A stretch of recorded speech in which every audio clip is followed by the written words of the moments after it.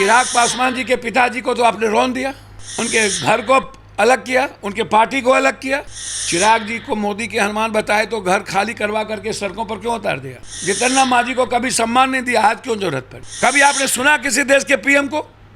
कितना लाख हजार करोड़ रुपया इसका विदेश पर खर्च है, इनके कपड़े पे खर्च है, लेकिन 29-29 अरब रुपया, बाप रे बाप। जो जाति और हिंदू मुसलमान करता है और जाति को गाली गलौज करता है, उससे बड़ा मैं क्या बोलूं आपको? चौगला छगला कोई नहीं हो सकता। कोशिश करते हैं सबकी मदद हो जाए, कोशिश, मेरी औकात नहीं है। तेजस्वी जी से भी बात करेंगे, हमने समय भी मांगा तो देना तो उनको काम है, वो बड़े लोग हैं। मेरा मिजाज बिल्कुल अलग है, मैं दलाल, अपराधी, माफिया, भ्रष्टाचारियों से कतई समझौता नहीं कर सकता हूं। नमस्कार, दर्श न्यूज देख रहे हैं आप और मैं हूं आपके साथ दक्षा प्रिया। बेंगलुरु में जो है विपक्षी दलों की बैठक दूसरे राउंड की पटना के बाद हुई है और एक तरफ अगर देखें तो एनडीए की भी बैठक जो है वो दिल्ली में रखी गई थी। ऐसे में तमाम जो एनडीए में दल शामिल हैं वो उसमें शामिल हुए। इधर अगर बात करें विपक्षी दलों की तो विपक्षी दलों की बैठक में 23 दल जो हैं उन्होंने हिस्सा लिया है। इस वक्त बात करने के लिए हमारे साथ जाप सुप्रीमो पप्पू यादव मौजूद है। सर, सबसे पहले आपका स्वागत है दर्शक। नहीं, बहुत बहुत धन्यवाद जी सर, जिस तरीके से एक तरफ अब बैठक हो रही है, अगर देख लीजिए विपक्षी दलों की बैठक हो रही है, पीएम मोदी के खिलाफ गोलबंद किया जा रहा है और दूसरी तरफ एनडीए की बैठक हो रही है। सबसे पहला सवाल सर कि आप इसे कैसे किसी व्यक्ति के खिलाफ कोई गोलबंद नहीं है। नरेंद्र मोदी तो कोई मैटर ही अब इस कंट्री में नहीं है। नरेंद्र मोदी जी यदि मुद्दे होते तो 77,000 करोड़ के घोटाले को अपने साथ लेते, अजीत पवार को साथ लेते, मणिपुर के मुख्यमंत्री जिसको वो गाली दे चुके हैं उनको साथ लेते, जिनको वो थूक फेंक चुके, घर से निकाल दिए, बाबा साहब अम्बेडकर की मूर्ति, रामविलास जी की मूर्ति फेंकवा दिए, उनको आप थूक चाट के ले रहे हैं। जिनको आपने कहा सबसे ज़्यादा आपने अपमानित किया उपेंद्र कुशवाहा जी को निकाल के, फिर आप उससे हाथ मिला रहे हैं। मुख्यमंत्री लगातार कांग्रेस को गाली दिए हैं दिल्ली के, और आज उनको उन्होंने गले लगाया। इनके तरह महबूबा को, अलगाववाद को गले लगा के गाली नहीं दिया, ममता के साथ गए गाली नहीं दिया, लालू जी के साथ गए गाली नहीं दिया। जिस बाला साहब ठाकरे के नींव पर एनडीए का जन्म हुआ, उसी के बेटे को, उसी के खानदान को गाली दे रहे हो, उसी को मार रहे हो। आज उद्धव ठाकरे के विचार बदले, आज चीजों को लाया गया, ये छोटी बात नहीं है। आज कांग्रेस ने तो कह दिया मेरी कोई बहुत इच्छा प्रधानमंत्री की नहीं है, उन्होंने तो कह दिया देश के लिए सब कुछ। अच्छा ठीक है सर, ये तो रही, बहुत क्लियर है जी, ये तो रही सर विपक्षी एकता की बात। लेकिन क्या लगता है कि जिस तरीके से पटना में जो तमाम विपक्षी दल के नेता इकट्ठा हुए थे, इसके बाद एनडीए को चिंता सताने लगी, इसके ठीक बाद एनडीए की बैठक होती है और उसमें चिराग पासवान, जीतन राम मांझी, उपेंद्र कुशवाहा सभी को एकजुट करने की कवायद। चिराग पासवान जी के पिताजी को तो आपने रौंद दिया, उनके घर को अलग किया, उनके पार्टी को अलग किया, आज क्यों जरूरत पड़ी? जीतन राम मांझी को कभी सम्मान नहीं दिया, आज क्यों जरूरत पड़ी? लेकिन चिराग तो अपने आप को मोदी के हनुमान बताते हैं। भैया आप हमको एक बात बताइए ना, एक बात सुनिए ना। चिराग जी को मोदी के हनुमान बताए तो घर खाली करवा करके सड़कों पर क्यों उतार दिया?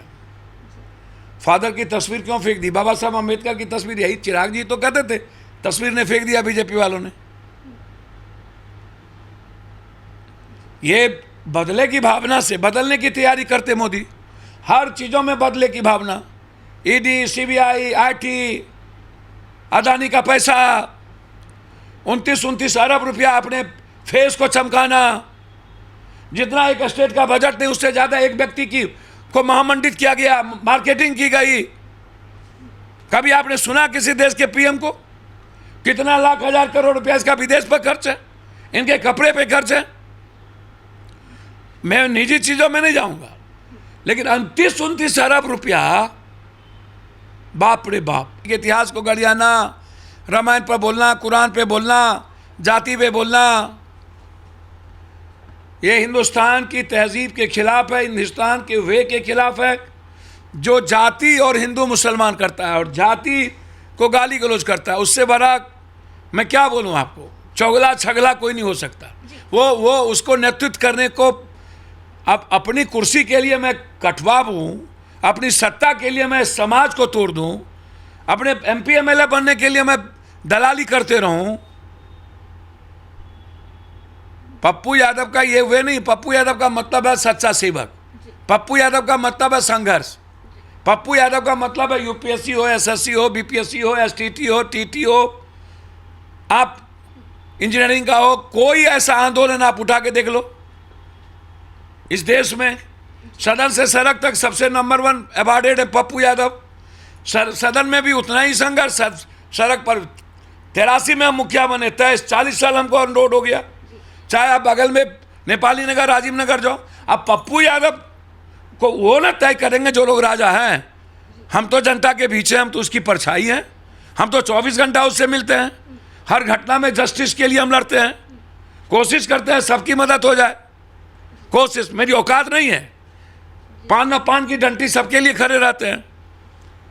हम तो एक पिता की तरह, माँ की तरह बिहार सारे 14 करोड़ हम सेवा कर रहे हैं, और लगातार छोटे छोटे इशूज पर मैं लड़ रहा हूँ, चाहे दफादार चौकीदार हो, चाहे कोई हो, इंजीनियरिंग का हो। मेरा सवाल बिल्कुल क्लियर है। अब उनको न पूछिएगा, मैं कांग्रेस के साथ लगातार उनके विचारों के साथ खड़ा रहा हूँ, साथ में चलता रहा हूँ, तो आप तो उनको पूछिएगा। जी सर, आप उनसे पूछिए। जी बिल्कुल, उनसे भी सवाल किया मैं जाए। मुझसे सवाल मत करिए। जी। मैं तो लगातार लालू जी से भी बातचीत की, तेजस्वी जी से भी बात करेंगे। हमने समय भी मांगा, तो देना तो उनको काम है, वो बड़े लोग हैं। टाइम हर चीज़ कराता है ना। नीतीश कुमार जी से भी समय मांगा, अपनी बात मैंने वहाँ तक पहुँचा दी। अब जब बीजेपी छोटे छोटे नेक टू नेक एक एक लोकसभा पर काम कर रही है, हर आदमी को बीजेपी पकड़ करके 2024 साम दाम दंड भेद सबसे वो जितना चाहती है। डर, खौफ, मनी, सबसे वो जितना चाहती है। लेकिन सवाल पप्पू यादव का है। तो पप्पू यादव कोसी सीमांचल का जो इलाका है, मिथिलांचल का, हम तो घर घर से जुड़े हुए हैं, हर परिवार से जुड़े हुए हैं। तय तो उनको करना। अब वो लोग जाति पाति पैसे टेका पर काम करते हैं, वो मैं उसमें क्या कर सकता हूँ। मैं तो लगातार बिना MLA MP के बाढ़ में भी थे, कोरोना में भी थे, और हर गाँव में भी हैं। सर, सवाल यही है कि आखिर क्या लगता है आपको कि क्या कारण हो सकता है, क्योंकि हर एक मुद्दे पर आप मुखर होकर सामने आते हैं। अगर बीजेपी की बात होती है तो विरोध भी आप खुलकर जताते हैं, या कोई भी मुद्दा होता है वहां पर सबसे पहले पप्पू यादव पहुंचते हैं। लेकिन फिर भी नीतीश, तेजस्वी से आप बात करने की कोशिश करते हैं तो बात वो लोग नहीं कर रहे हैं, और अब तक महागठबंधन में आपको शामिल नहीं किया। देखिए, 2024 लोकसभा का मुद्दा है, पूरे देश बचाने और इतिहास बचाने की और संविधान की रक्षा का सवाल है। ये स्टेट प्रॉब्लम नहीं है। 2025 में जब चुनाव आए, जिसको जैसे लड़ना हो लड़े। लेकिन यदि 2024 के मुद्दे होते तो आज दिल्ली के मुख्यमंत्री मीटिंग में नहीं होते, ममता नहीं गई होती। यदि बिहार में भी 2025 को देखकर 2024 का गठबंधन यदि कर रहे हैं, तो मैं समझता हूं कि ऐसी चीज़ों से निकलने की ज़रूरत है। हमें अहंकार को कम करनी होगी। आज सवाल नेशन का है। जब 2024 में जिस नेशन को बचाने की बात और जिस विचारधारा को बचाने की बात कर रहे हैं, और फिर उसको ख़त्म करने वाले लोग आ जाएंगे, तो 2025 में आपका क्या होगा? पहले आप ये सोचिए ना, 2024 में आप बाबा साहब अम्बेडकर के संविधान और उसकी आइडेंटिटी और आइडियोलॉजी को बचाइएगा, तब तो 2025। पहले आप 2000 तय तो मैंने लालू जी और नीतीश जी को करना है ना। अब कांग्रेस पप्पू यादव को सोचे क्या करेंगे। मैं ना 3 में, ना फिटकिरी में, हरहरी में, मैं तो अपना काम कर रहा हूँ। मैं तो कहा हूँ कि मैं अपना काम कर रहा हूँ। मैंने कहा कि तय उनको करना है। अगस्त तक मैं काम अपने लगातार 5 साल घर में, गांव में हूँ, सड़कों पर हूँ, लाठी खा रहा हूँ। जब ये लोग लात मारेंगे तो जनता के बीच हम जाएंगे ना, उन्हीं से पूछेंगे आप बताइए मैं क्या करूँ। मैं जनता के कारण ना नीचे गिरता हूँ जी। पप्पू यादव इंडिविजुअल, पप्पू यादव की बात करोगे तो आप दिखाओ तो पप्पू यादव इंडिविजुअल को ऐसा व्यक्ति जो पूरी दुनिया में हर घर में पैसा पहुंचा दिया हो, या इतना लाठी खाया हो। मैं इतना जो डरा सहमा रहता हूं सिर्फ जनता के कारण। या जनता चाहती है कि मैं किसी गठबंधन का हिस्सा हो जाऊं, इसलिए ना।